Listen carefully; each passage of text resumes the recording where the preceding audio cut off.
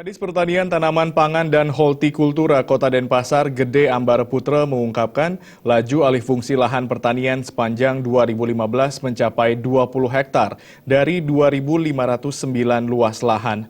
Alih fungsi disebabkan kondisi ekonomi warga yang memaksa mereka menjual lahan pertaniannya. Gede Ambara Putra mengatakan dari tahun ke tahun alih fungsi lahan pertanian menjadi perumahan atau toko selalu terjadi. Data terakhir 2015 menyebutkan alih fungsi lahan pertanian mencapai 20 hektar dari 2.509 luas lahan keseluruhan. Alih fungsi lahan didorong oleh faktor ekonomi warga yang memaksa mereka menjual lahan pertaniannya.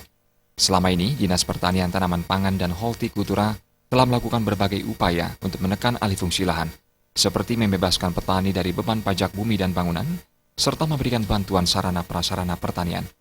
Namun langkah tersebut belum mampu menekan alih fungsi lahan secara signifikan, sehingga luas lahan pertanian terus berkurang. Kalau alih fungsi lahan di Kota Denpasar, seperti tahun-tahun kemarin terjadi stagnan, artinya tidak terlalu besar. Karena kita kan juga lihat konsekuensinya perkotaan, juga kita lihat dari faktor ekonomi. Ya, kalau faktor ekonominya bagus, kemungkinan alih fungsi lahan itu cukup besar.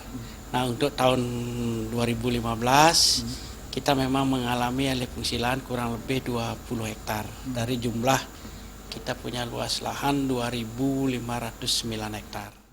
Sementara tingkat alih fungsi lahan pertanian sepanjang 2016 belum teridentifikasi karena Dinas Pertanian Tanaman Pangan dan Hortikultura masih melakukan pendataan. Suparyana dan Adi Setiawan, Bali TV.